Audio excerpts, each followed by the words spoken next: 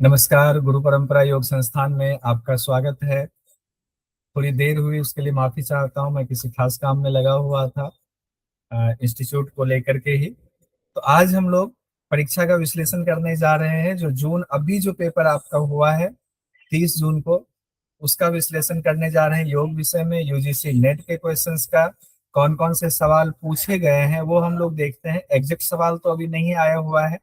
आप लोग ही पेपर देकर आए और आपके साथ जो मीटिंग हुई उसमें जो आपने क्वेश्चंस बताए, उन क्वेश्चंस को हम अभी देखने वाले हैं। तो शुरू करते हैं। एक क्वेश्चन पूछा गया, योगियों का क्रम जन्म के हिसाब से उसको आरोही क्रम में सजाना था, असेंडिंग ऑर्डर में, जिसमें दयानंद सरस्वती, अरविंद, शिवानंद सरस्वती, जिसमें लाहिरी बाबा और विवेकानंद जी का ऐसे दिया हुआ था, कूट में था। तो इसके हिसाब से देखें तो हम लोगों ने ये बनाया हुआ था। ये तस्वीर आपको पहले बना करके दिया हुआ था। स्वामी दयानंद सरस्वती, श्यामाचरण लाहिरी बाबा, स्वामी विवेकानंद जी, श्री अरविंद जी, श्री महर्षि रमन जी, ये जो सीक्वेंस हमने दिया हुआ था और उस समय पढ़ाते इसमें सीक्वेंस हम लोगों ने याद भी किया हुआ था, तो उतना डिटेल भी नहीं जाएंगे। तो उस हिसाब से जैसे दयानंद सरस्वती जी सबसे पहले आएंगे, फिर लाहिरी बाबा आएंगे, फिर स्वामी विवेकानंद जी आएंगे, फिर उसके बाद श्री अरविंद आएंगे, फिर बाबा शिवानंद जी आएंगे। इस तरह से एक क्वेश्चन ये पूछा गया था। आप लोगों का उस पर भी मैसेज था, यूट्यूब पर भी, कि आप बना करके डालिए। एक क्वेश्चन जन्म स्थान को लेकर पूछा गया। एग्जैक्ट क्वेश्चन क्या था वो देखना पड़ेगा, लेकिन क्वेश्चन ये पूछा गया था जिसको हम लोग अभी देख लेते हैं। जिसमें है, धीरेन्द्र ब्रह्मचारी जी कहाँ के रहने वाले थे। एक तरफ सूची 1 था योगियों का नाम, दूसरी तरफ सूची 2 था कि वो कहाँ के रहने वाले हैं। धीरेन्द्र ब्रह्मचारी जी का जन्म बिहार में हुआ। सत्यानंद सरस्वती जी का जन्म उत्तराखंड के अल्मोड़ा में हुआ। और श्री राम शर्मा आचार्य जी, इनका जन्म हुआ उत्तर प्रदेश, आगरा से संबंधित है ये। दयानंद सरस्वती जी गुजरात के टंकारा के रहने वाले थे। एक क्वेश्चन ये भी पूछा गया था। उसके बाद एक क्वेश्चन था, जो ये क्वेश्चन मैं कहता हूँ हर बार तकरीबन पूछा जाता है, उसे अगली बार पूछा जाएगा या पता नहीं, लेकिन तकरीबन हर बार आ ही जाता है, एक आध बार बीच में गैप होकर के। योग वशिष्ठ के ज्ञान की जो सप्त भूमिका है उसमें यहाँ पूछा गया दूसरी अवस्था कौन सा है। तो ज्ञान की 7 भूमिकाएं जानते हैं: शुभेच्छा विचारना, तनुमानसा, सत्वापत्ति, असंशक्ति, पदार्थ भावना। तो दूसरी अवस्था विचारना है।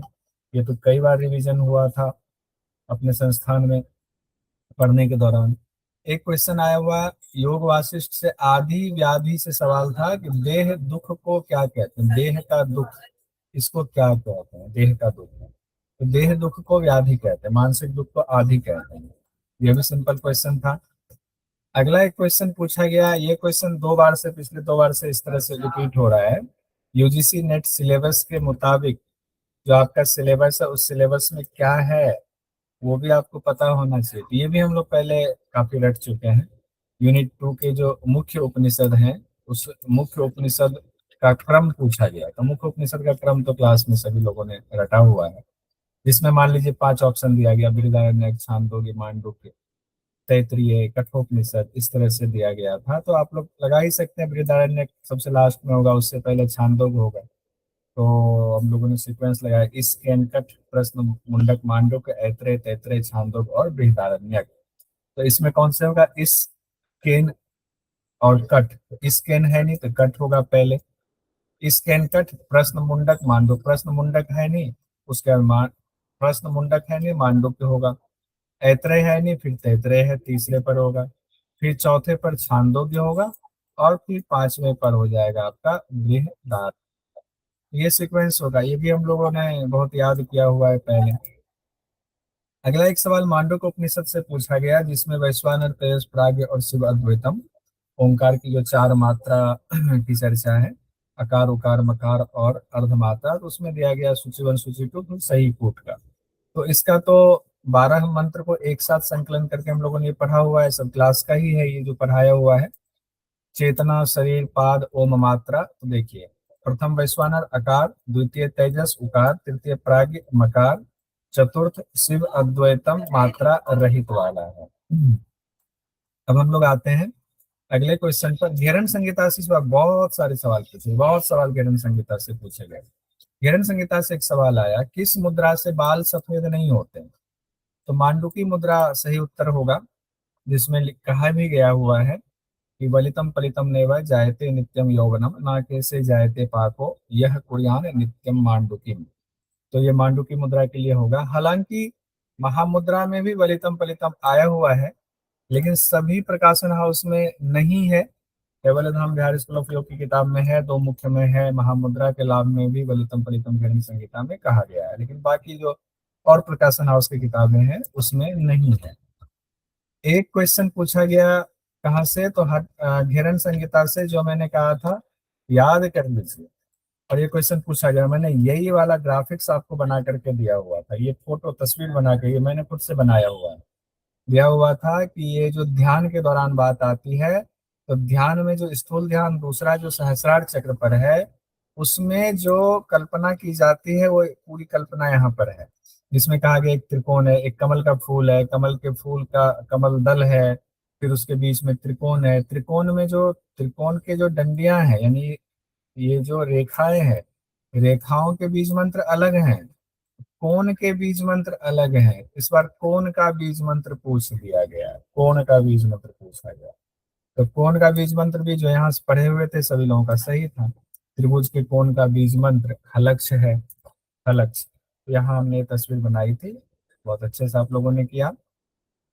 उसके बाद है घेरन संहिता के अनुसार निम्न में से किसे अपथ्य कहा गया है? जायफल, लौंग, इलायची, मसूर।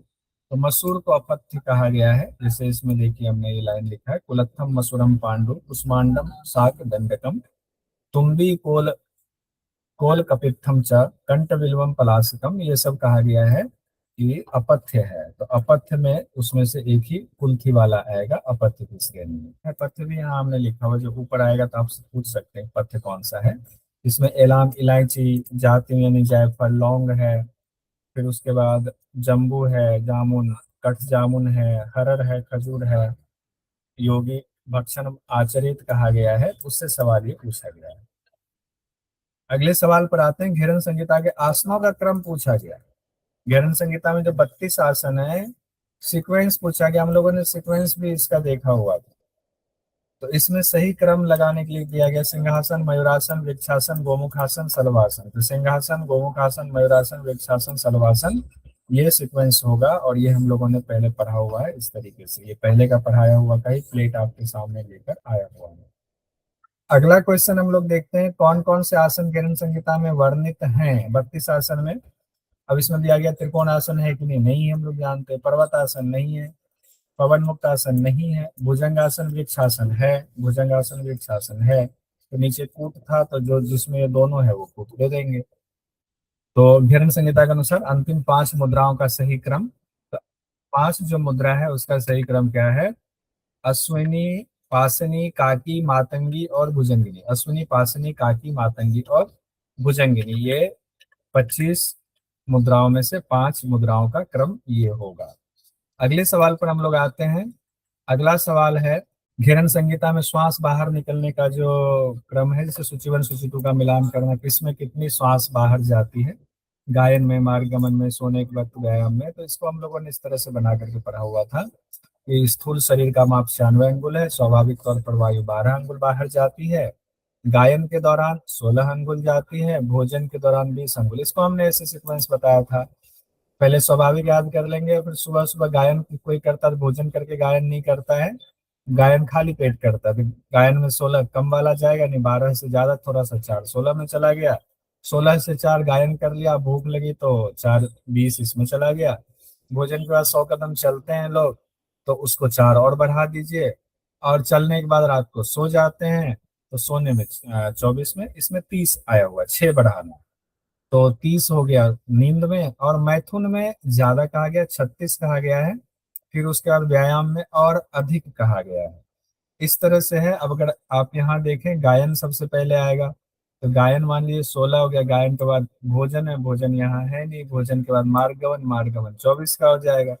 व्यायाम में 36 से अधिक होगा, क्योंकि मैथुन में 36 है और मैथुन से अधिक होता है, तो व्यायाम में होगा 36 से अधिक। ये कंप्लीट ऑप्शन आपका फिर से देख लीजिए। गायन में 16 हो गया, भोजन में 20 होता है, मार्ग गमन में 24 हो गया, सोने के वक्त 30 हो गया, उसके बाद सोने के वक्त 30 हो गया, तो फिर व्यायाम में कितना हो जाएगा, मैथुन में 36 होगा और व्यायाम में 36 से अधिक होगा। तो व्यायाम 36 से अधिक है, मैथुन का यहाँ नहीं दिया हुआ है। इस तरह से ये सवाल भी हो गया। घेरन संहिता से बहुत सवाल इस बार पूछे गए थे। फिर हम लोग आते हैं घेरन का बहिष्कृत धोती में कितनी देर तक रुकने की बात आई हुई है। तो घेरन संहिता में कहा गया है बहिष्कृत धोती में रोकने की बात आई हुई है। जैसे क्या कहा गया है देखिए, बहिष्कृत अंतर्धोती में काकी मुद्राम शोधयित्वा पूर्येद उदरम मरुतक धार्येत अर्धयामम तु चालयेद अधोवर्धमना एषा धौति परा न प्रकाश्या एषा धौति परा न प्रकाश्या कदाचन। कौवे की चोंच के समान होंठ बनाएंगे और पेट में जो वायु को भरेंगे उदर में, तो आधे प्रहर तक वायु को रोकना है, 1.5 घंटे तक वायु को रोकना है।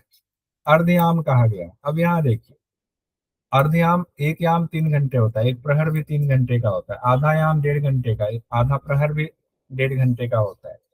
अब यहाँ आधा प्रहर और शायद आप लोगों ने पेपर दिया, कई लोग बता रहे थे कि सर अर्धयाम भी था।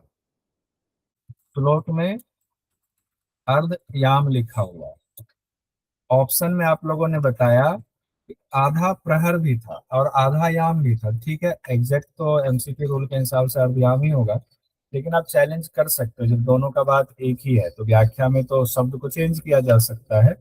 तो अर्धयाम भले ही है, लेकिन उत्तर आधा प्रहर वाला भी सही होना चाहिए। लेकिन दोनों ही ऑप्शन में है, तो मुझे लगता है कोई चैलेंज किया जाएगा इस सवाल को। तो जिन्होंने अर्धयाम किया बिल्कुल ठीक है, जिन्होंने आधा प्रहर किया वो चैलेंज करने के लिए तैयार रहिएगा। मिल जाए आपको नंबर तो बहुत बढ़िया है। अगले सवाल पर आते हैं, हृदय रोग का नाश किस में होता है? ऑप्शन दिया गया, दंत धोती, दंड धोती, वस्त्र धोती, वमन धोती। तो दंड धोती हम लोग जानते हैं, क्यों? क्योंकि लिखा हुआ है दंड धोती में गैरन संहिता में, रंभा दंडम हरिदंडम वेतन दंडम तथैव ऋण मध्ये चालयित्वा तो पुनः प्रत्याहरेण शनैः कफम पित्तम तथा क्लेदम रेचेत ऊर्ध्व वर्तमना दंड धौति विधाने हृदय रोगम नासियत ध्रुवम। तो हृदय रोग का नाश होता है, ये हम लोगों ने देखा हुआ है। इससे तो दंड धौति से, इसलिए इसका सही उत्तर हो जाएगा दंड धौति, हृदय रोग का नाश होता है। अगला सवाल है, घेरन संहिता के अनुसार व्युत क्रम, ये कपालभाति से सवाल पूछा गया। व्युत क्रम क्या होता है? शीत क्रम और व्युत क्रम हम लोग जानते हैं। व्युत क्रम में नासिका से जल लेकर मुंह से निकालते हैं। देखिए, कपालभाति 3 प्रकार, वात क्रम, व्युत क्रम, शीत क्रम। वात क्रम तो अनुलोम विलोम की तरह होता है। व्युत क्रम नासिका से जल पिए मुंह से निकाले। शीत क्रम में मुख से जल पिए नासिका से निकाले। ये सवाल पूछा गया था। उसके बाद आ रहा है सवाल अगला आपका, घेरन संहिता से फिर था सूची 1 सूची 2 में। एक तरफ था सूर्यवेदी उज्जय शीतली मूर्छा सूची 1 में, सूची 2 में लाभ दिए गए थे इस तरह से, एक तरफ प्राणायाम और एक तरफ लाभ थे। तो एग्जैक्ट नहीं बताया आप लोगों ने क्या क्या पूछा गया था, क्या लाभ में था एग्जैक्ट, लेकिन हम लोग पूरा देख ले। जैसे सूर्यवेदी का है, जिन्होंने दिया होगा अपना क्रॉस चेक कर लीजिए। सूर्य वेदी में कहा गया है लाभ में कि इसमें देखिए, हाँ, जरा मृत्यु का नाश करने वाला श्लोक को छोड़ देते हैं। कुंडलिनी का जागरण होता है, देह की अग्नि प्रज्वलित होती है। जरा मृत्यु का नाश, कुंडलिनी जागरण, देह की अग्नि प्रज्वलित होती है। उज्जय में देख लीजिए, उज्जय में कहा गया है सभी कार्यों की सिद्धि, कफ रोग नहीं होता है, क्रूर वायु अजीर्ण दूर होता है, आमवात, टीबी, खांसी, ज्वर, प्लीहा रोग नहीं होता है, जरा मृत्यु का नाश होता है। शीतली का फल कहा गया, अजीर्ण कफ पित्त च नैव तस्य प्रजायते, यानी कि अजीर्ण कफ पित्त रोग नहीं होता है, ये भी है। फिर मूर्छा में कहा गया है सुख देने वाली निश्चित ही आनंद की प्राप्ति होती है। अब इसमें से जब आपके सामने आएगा तो उम्मीद है कि सभी लोगों ने ठीक किया होगा, कई बार हमने इसको रिवीजन भी किया हुआ था, इसमें दिक्कत नहीं हुई होगी। तो 18वां सवाल हमारा है सूची 1 सूची 2 से मिलान करें, ये पूछा गया था।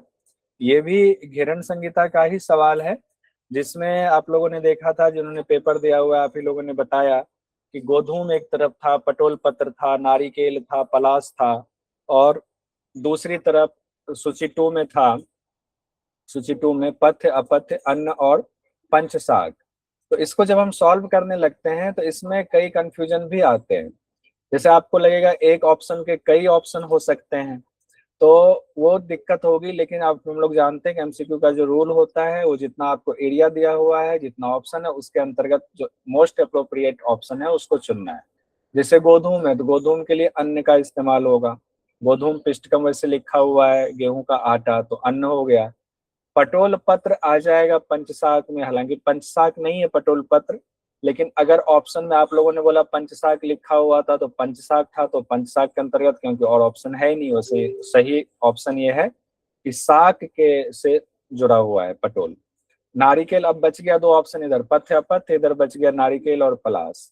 तो पथ्य कहा गया है नारिकेल यानी नारियल को पथ्य कहा गया है, पलास के लिए अपथ्य कहा गया है घेरन संहिता में। तो ये सबसे सही उत्तर, जिनका ये वाला था उनका सही था, जिनका नहीं था उनको सोचने की जरूरत। अगला सवाल था बिहार स्कूल ऑफ योग के अनुसार उच्च रक्तचाप में हम क्या कराएंगे।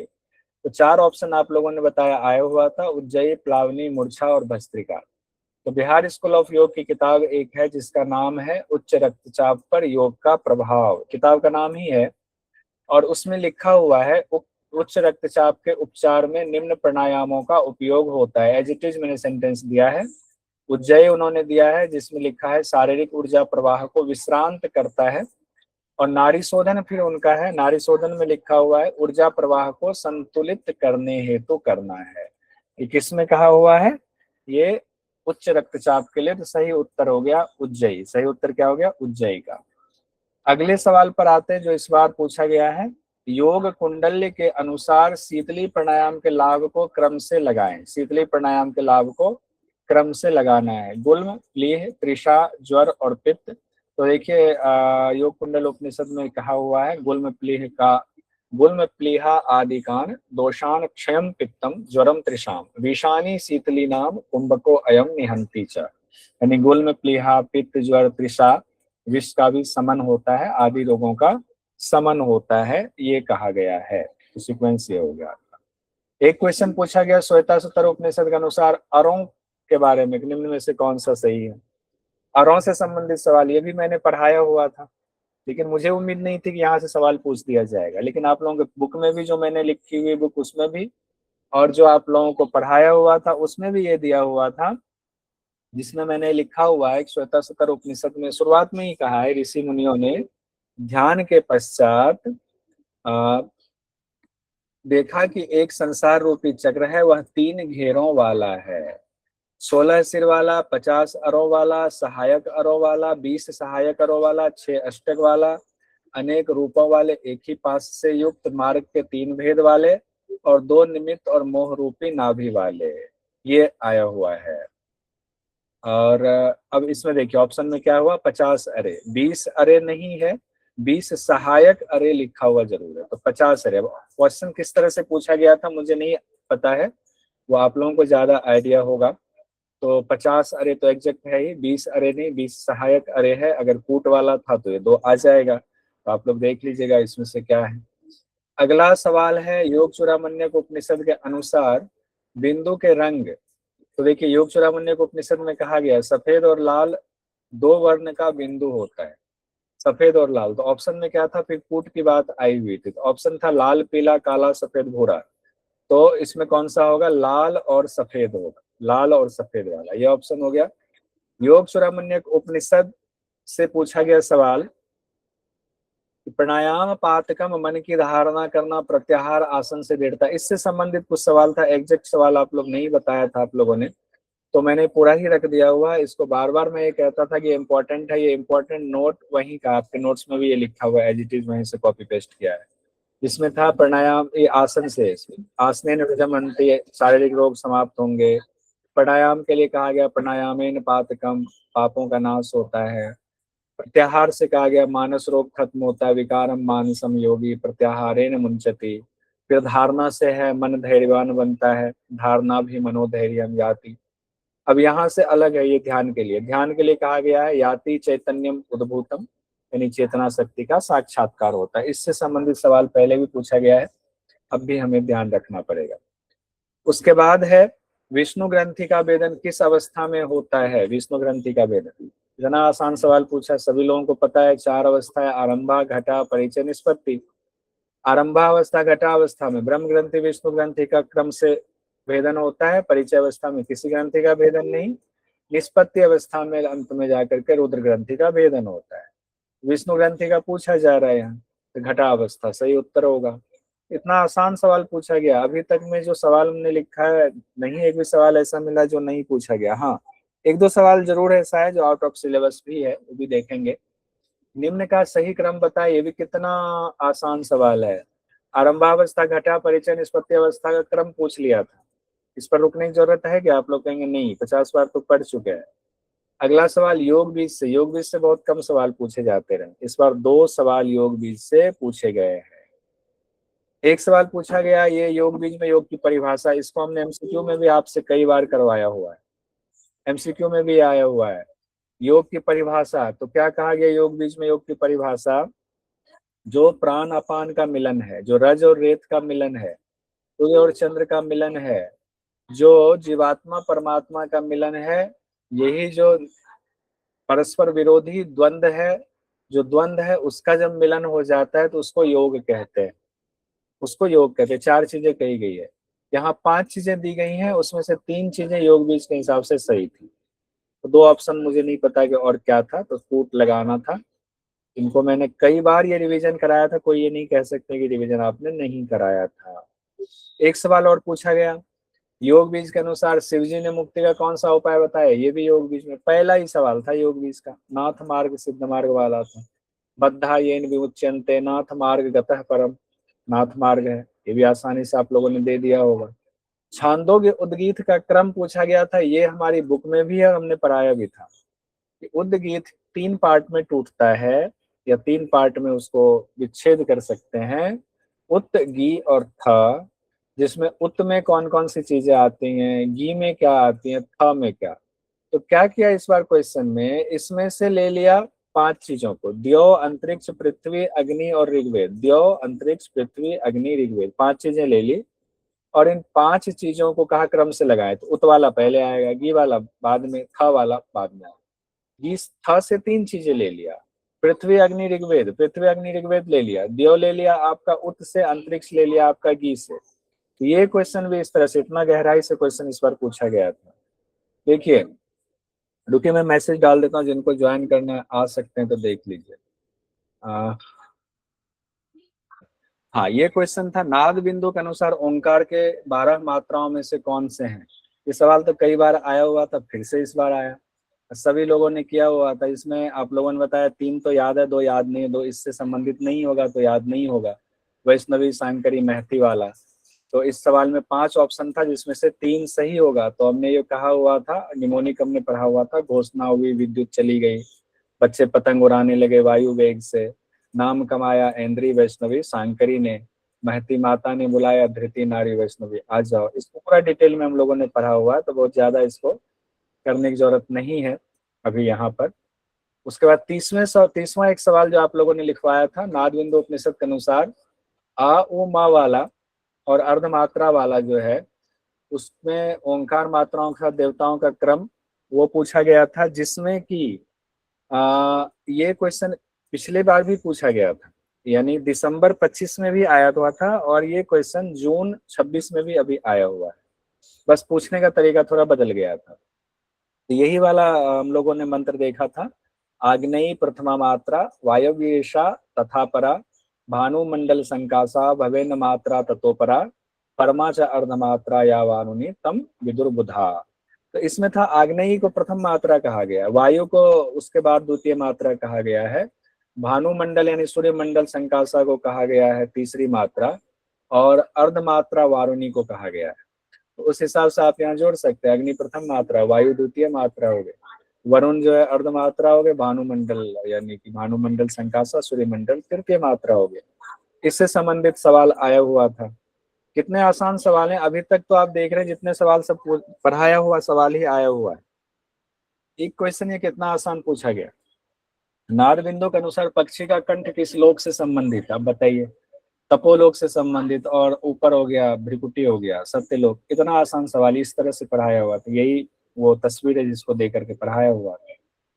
एक क्वेश्चन और आसान आया, बिल्कुल हलवा जैसा क्वेश्चन आया कि मृत्यु मातंग केसरी किसे कहा गया है?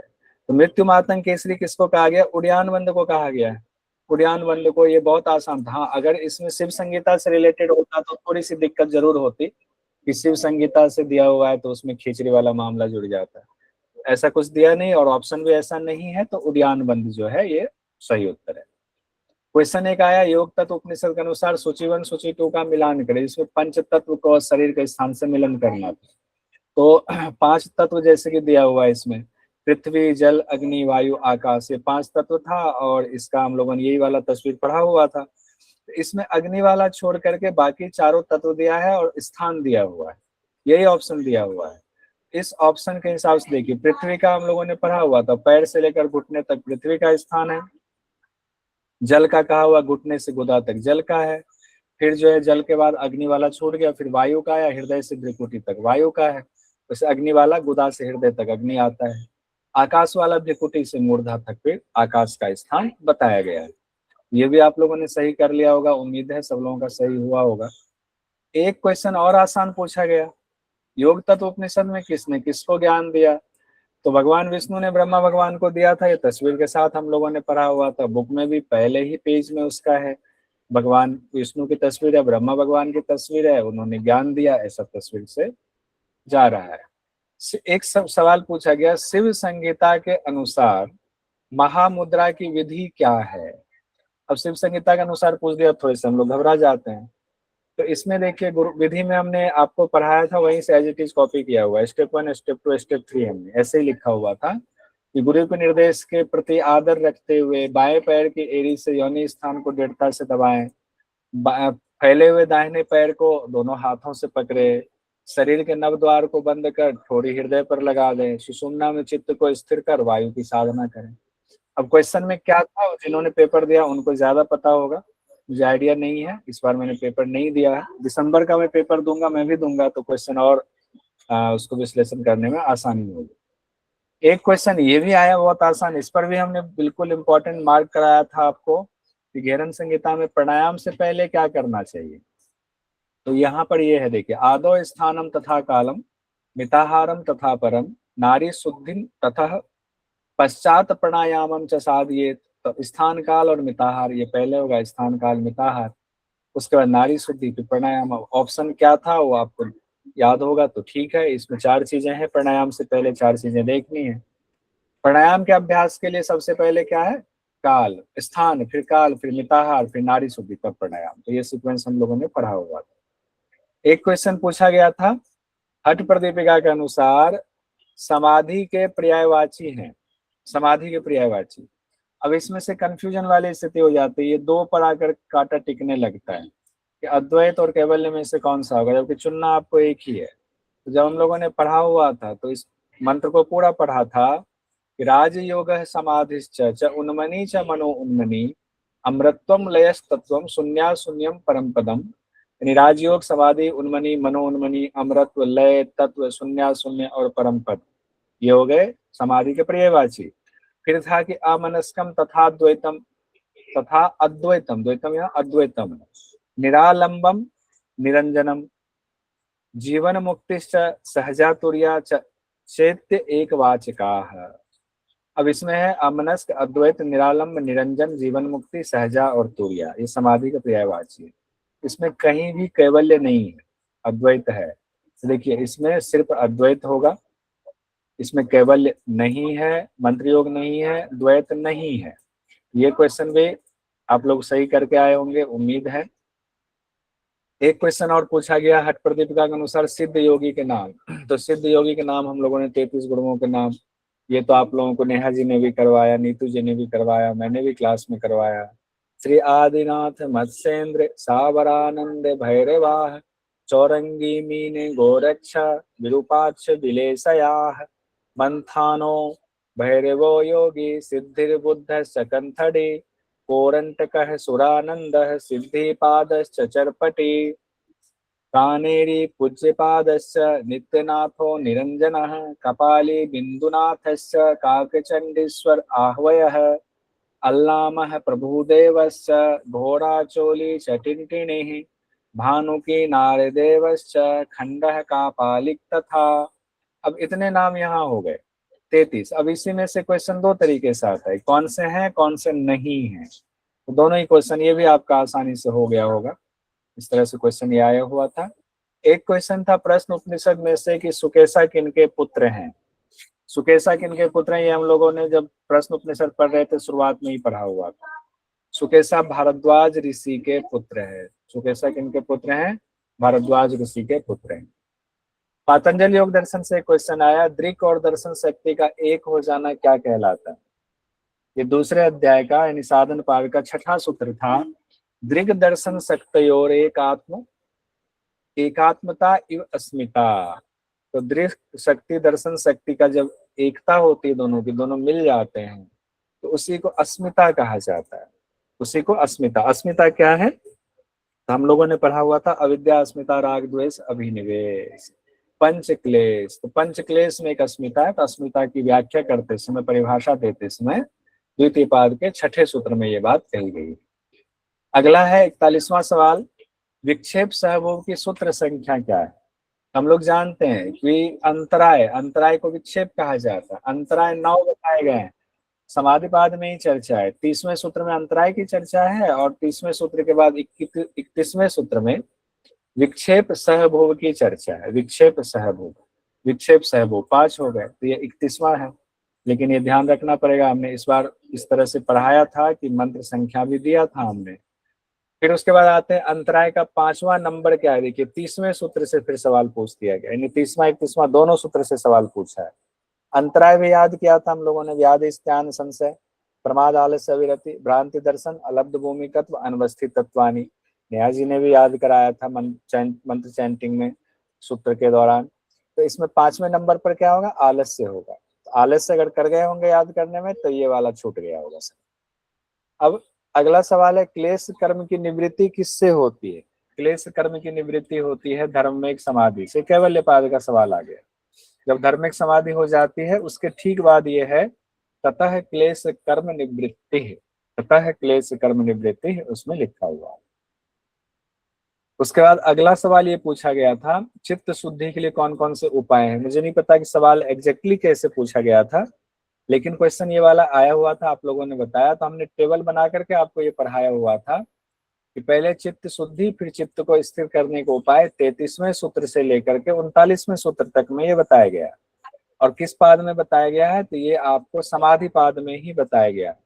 ये समाधि पाद का ही है। अब समाधि पाद में अब इसको दो तरीके से सवाल पूछा जाता है। कई बार क्या होता है, अलग अलग कर दिया जाता है कि चित्त शुद्धि के 2 उपाय बताइए, और कई बार पूछ दिया जाता है चित्त स्थिर करने के 5 उपाय बताइए, और कई बार सबको चित्त स्थिर करने के ही उपाय में 5 और 7 यानी 7 को ले लिया जाता है। 5 + 2 7 को ले लिया जाता है। तो ये भी सवाल बहुत अच्छे से हमने पढ़ाया हुआ है, तो आपको आ गया होगा उम्मीद है। अब ये सवाल एक पूछा गया सूची 1 सूची 2 का। एक तरफ दिया गया आसन, प्राणायाम, धारणा और प्रत्याहार, दूसरी तरफ उससे संबंधित सूत्र दिए गए। उस सूत्र में से किसी का फल दे दिया गया, किसी का फल की जगह विधि दे दिया गया। आसन, प्राणायाम, धारणा और प्रत्याहार में ये सवाल आया था, तो ये भी हम लोगों ने किया हुआ है। जैसे यहाँ दिया हुआ ततो द्वंद्वा निभिघाता है, आसन के फल में कहा गया है। प्राणायाम के 2 फल होते हैं, ततः क्षीयते प्रकाश आवरणम और धारणा सुच योग्यता मनस। अब क्वेश्चन में क्या था मुझे नहीं पता। प्रत्याहार में कहा गया ततः परमावश्यतेन्द्रिया नाम, तो ये प्रत्याहार का है। धारणा में कहा गया देश बंध चित्तस्य धारणा, धारणा के फल में अलग से तो नहीं कहा गया, बाद में धारणा ध्यान समाधि बता करके संयम का फल बताया गया। ये क्वेश्चन भी आसान था। विभूतिपाद के सूत्र को क्रम से लगाने के लिए दिया गया। विभूतिपाद के 5 सूत्र को रख दिया गया। भुवन ज्ञानम सूर्य संयमात, ध्रुवे तदगति ज्ञानम, कंठकूपे क्षुत पिपासा निवृत्ति, प्रतिभाद्वा सर्वम, हृदय चित्त संवित। और फिर कहा गया इसको सीक्वेंस में लगाइए। तो ये आसान तो नहीं है, लेकिन जिन्होंने पढ़ा उनके लिए आसान है। अब इसको इस बार हम कोशिश करेंगे कि इसका हम निमोनिक बनाएं, खास करके विभूतिपाद का निमोनिक बनाने की कोशिश करेंगे कि संयम जब हम कर रहे हैं तो किस पर संयम पहले किया गया, ऐसा कुछ निमोनिक सेट होगा तो उसको हम कोशिश करेंगे इस पर बना करके पढ़ाने की, ताकि आपको एक आइडिया लगे कि कौन सा संयम पहले है, कौन सा संयम बाद में है। ये कोशिश हम करेंगे। ये बेसिकली विभूतिपाद के 26वें, 28वें, 30वें, 33वें, 34वें सूत्र से लिया गया था। विभूतिपाद के ये थोड़ी गहराई वाला सवाल था। जिन्होंने बहुत अच्छे से पढ़ा होगा, सूत्र सारा याद होगा, उनके लिए ये आसान सवाल था। विभूतिपाद के 54वें नंबर के सूत्र से भी एक सवाल पूछा गया, विवेक ज्ञान की विशेषता, जिसमें कहा गया है विभूतिपाद में कितने सूत्र हैं, तो 55 है। तो 54वें में कहा गया तारकम सर्व विषयम सर्वथा विषयम क्रमम चेति विवेकजम ज्ञानम, यानी कि तारने वाला है ये विवेक ज्ञान, सभी विषयों का ज्ञान हो जाता है और सर्वथा हमेशा के लिए ज्ञान हो जाता है सभी विषयों का, क्रम से, मतलब क्रम की जरूरत नहीं होती है, बिना क्रम के ज्ञान हो जाता है, अक्रमम यहाँ पर है, बिना क्रम के ही ज्ञान हो जाता है। तो ये यहाँ पर कहा गया है। तो कुछ मैसेज है क्या, एक बार कर लेते हैं फिर ले लेता हूँ इसमें। विवेक ज्ञान किससे होता है, एक ये क्वेश्चन भी देखिए, विवेक ज्ञान से संबंधित 2 सवाल पूछे गए। अब इसमें पूछा गया क्षण और क्रम पर संयम वाला है या समान वायु से है, संप्रज्ञात समाधि से है, व्याख्या क्षण और क्रम से होगा, कैसे, देखिए यहाँ लिखा हुआ है क्षण तत्क्रम यो संयवाद विवेक जम ज्ञानम, यानी क्षण और उसके क्रम पर संयम करने से विवेक ज्ञान होता है, क्षण और उसके क्रम पर संयम करने से विवेक ज्ञान होता है। ये रहा। उसके बाद अगला सवाल था, अब ज्यादा सवाल नहीं होगा, रामचरितमानस में किसके पद पंकज को अंजन कहा गया है, ये एक सवाल आया हुआ था, सिलेबस में दिया हुआ है रामायण का अरण्य कांड और पूछ लिया गया बाल कांड से सवाल, तो बाल कांड से सवाल पिछली बार भी पूछा गया, ये थोड़ा सा हो जाता है कि बाल कांड को भी लगता है हम लोगों को पढ़ना पड़ेगा, तो ध्यान दीजिएगा बाल कांड पर भी।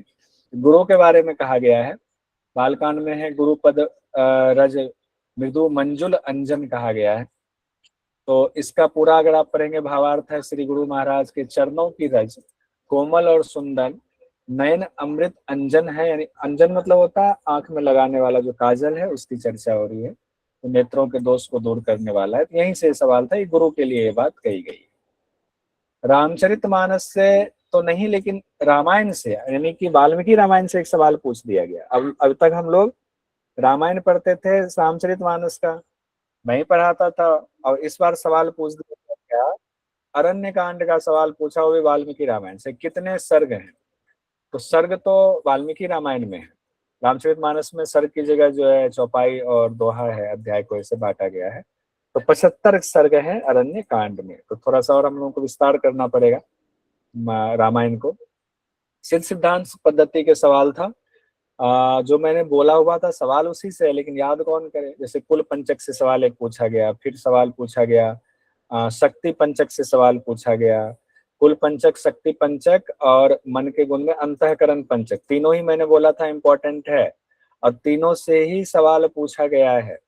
तो देखिए इस सवाल क्या है, सिद्धांत पद्धति से पूछा गया सूची 1 सूची 2 का, तो सतरज तम और काल दिया गया, ये कुल पंचक का है, सतरज तम काल और जीव है, तो जीव ना दे करके इतना दे दिया है, सबके 5-5 गुण है, तो सबके एक एक गुण को रखा, ये तो मैंने सूची में सीक्वेंस में ही लगाया हुआ है, वहां तो सीक्वेंस में आपको था नहीं, तो सत में दया ही है, रज में श्रृंगार ही होगा, तम में विवाद है, काल में भ्रांति है, तम वाला में तो देखिए मानेंगे तो तम से जो कहा गया विवाद, तो विवाद होता ही, अब देखिए यहाँ से थोड़ा सा भी अलर्ट रहेंगे तो सवाल छूटने वाला नहीं है।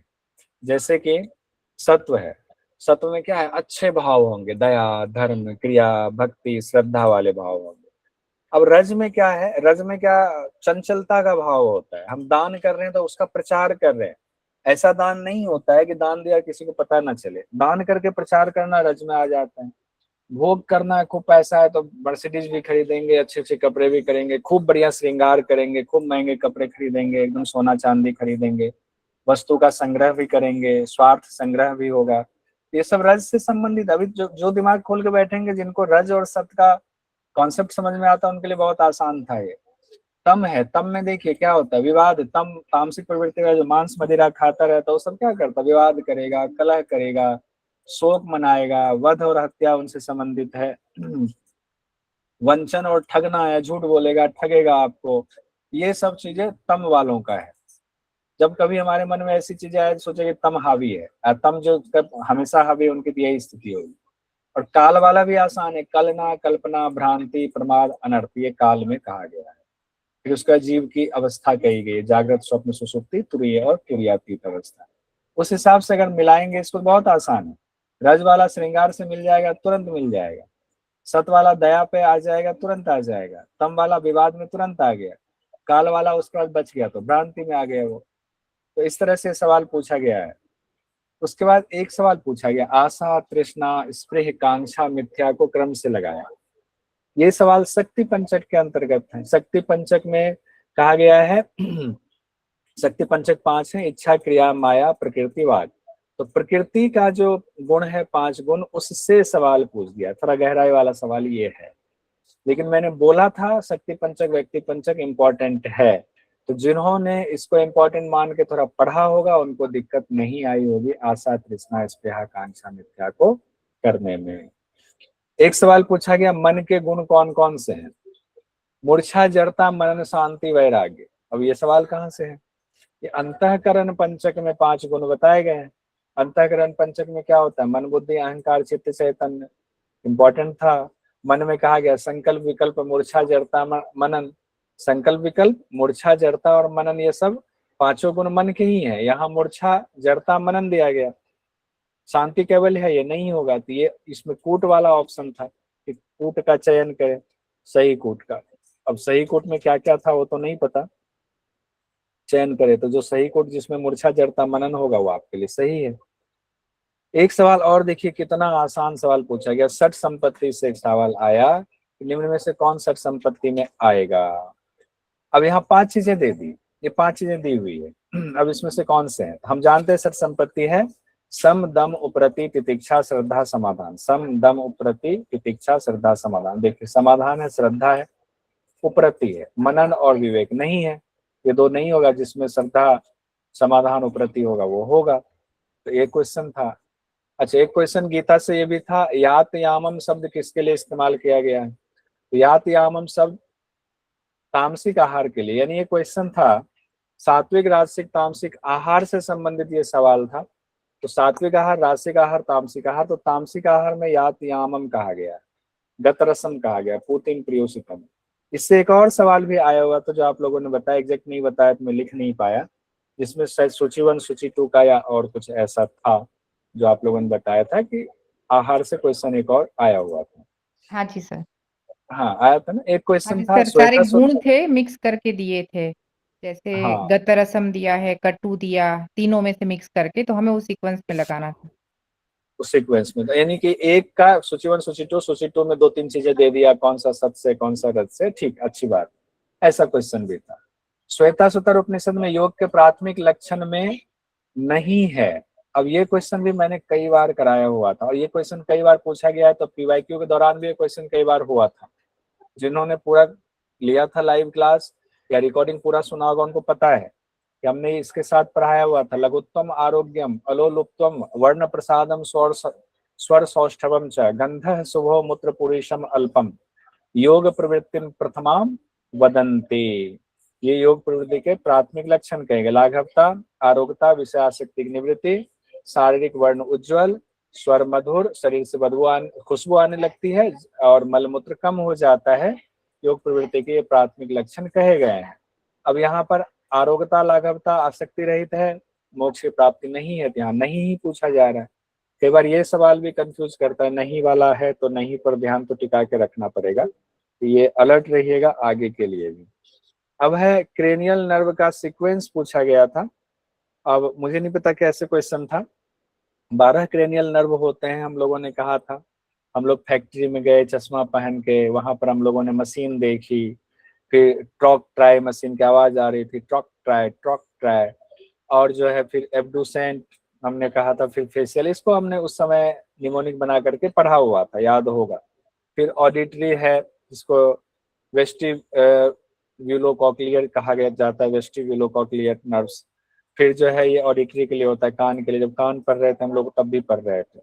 ग्लोसोफेरेंजियल है, फिर वेगस है, एक्सेसरी है और हाइपोग्लोसल है। ये 12 नर्व हम लोगों ने बहुत अच्छे से पढ़ा था, और अच्छा समय दे करके हम लोगों ने इसका सीक्वेंस भी याद क्लास में किया हुआ था। 2-3 निमोनिक से पढ़ा था। एक निमोनिक था oh oh oh, touch and feel a velvet, green vintage and a holly. ये भी एक हम लोगों ने पढ़ा हुआ था। एक क्वेश्चन आया, लिवर तक कौन ब्लड पहुंचाता है? तो जब हम लोग अभी लास्ट में पढ़ रहे थे एग्जाम से ठीक पहले, तो इसमें से एक तो हमने पढ़ाया हुआ था, पोर्टल वेन पढ़ाया हुआ था। जब भोजन पच जाता है तो जो छोटी आंत में विलाई है उसको चूस लेता है, फिर ब्लड कैपिलरीज के द्वारा ब्लड में पहुंचता है, फिर ब्लड से पोर्टल वेन के द्वारा वो लीवर में पहुंचता है।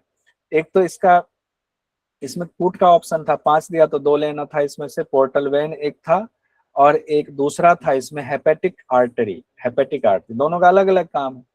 पोर्टल वेन है आंतों से जो है पचे हुए पोषक पदार्थ को ब्लड के द्वारा ले जाता है लीवर में, और जो हृदय के पास जो ये बंटवारे का हिस्सा है होता है कि हम पूरे शरीर को ऑक्सीजन कृत ब्लड भेजें, तो वहां हृदय से जो लीवर में जाता है वो हेपेटिक आर्टरी। हेपेटिक शब्द जैसे ही आए तो आप सोच जाओ ये लीवर से संबंधित है, हेपेटिक आ गया लीवर से संबंधित है। हेपेटिक आर्टरी ये हो गया, ये हृदय से ऑक्सीजन युक्त ब्लड को लीवर तक पहुंचाता। तो इसमें से 2 ये हेपेटिक आर्टरी, पोर्टल वेन, ये दोनों सही उत्तर था। यहाँ तक हो गया। 58 सवाल हमने प्रॉपर कर दिया, कुछ सवाल और थे जो प्रॉपर नहीं मिला तो हमने रहने दिया।